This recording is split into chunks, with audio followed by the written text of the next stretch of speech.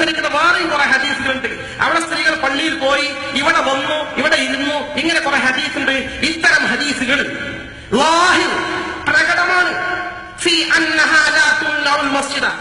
ഒരു സ്ത്രീകൾക്ക് നിരുപാധികം പള്ളിയിൽ വിലക്കേർപ്പെടുത്താൻ പാടില്ല. അതന്നെ അർത്ഥം. എന്താ സംശയം? ആ സ്ത്രീകളാണ് പള്ളികൾ പ്രവേശിക്കപ്പെടാൻ പാടില്ല, പള്ളി മലിനമാകും. എടാ, ഒരു പെണ്ണ് സ്ത്രീ പള്ളി പ്രവേശിച്ചിട്ടുണ്ട് തന്നെ, ഒരു ബക്കറ്റ് വെള്ളം കൊടുത്തോട്ടെ മുദ്രിക്കാം, ഇവിടെ കഴുകണല്ലോ, അവിടെ നജസായല്ലോ, മലിനമായല്ലോ. അങ്ങനെ ഒരു വാദഗതി ഇസ്ലാമില്ല.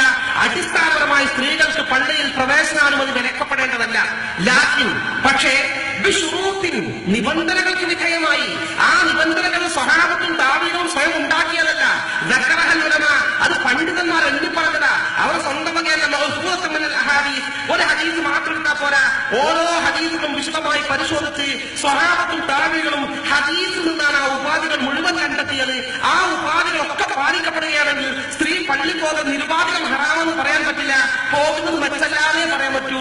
ഈ ഷർത്തുകൾ പാലിക്കാൻ കഴിയോ ഇല്ല എന്നതാണ് പ്രശ്നം എന്ന് പറഞ്ഞുകൊണ്ട് റസൂലുള്ള പഠിപ്പിച്ച ഹദീസ് സ്വഹാബത്തും താബീഉം കൈമാറുന്ന ആ ഷർത്തുകൾ വ്യക്തമായി പറയുന്നു. ഒന്നാമത്തെ ഷർത്ത് എന്താണ് പറയുന്നത്? എല്ലാ ഷർത്തുക്കണെങ്കിൽ നിങ്ങൾ സ്ത്രീ പള്ളിയിൽ പോകുകയാണെങ്കിൽ ഹറാമാണ് നമ്മൾ പറയില്ല. എന്താ ദീൻ ഇസ്ലാം നമ്മുടെ വക പറയാത്തത്? അല്ലാഹുവിന്റെ ദീനിന്റെ നിയമങ്ങൾ പ്രകടമല്ലേ? ഷാഫി, ഹനഫി, ഹംബലി, മാലിക്കി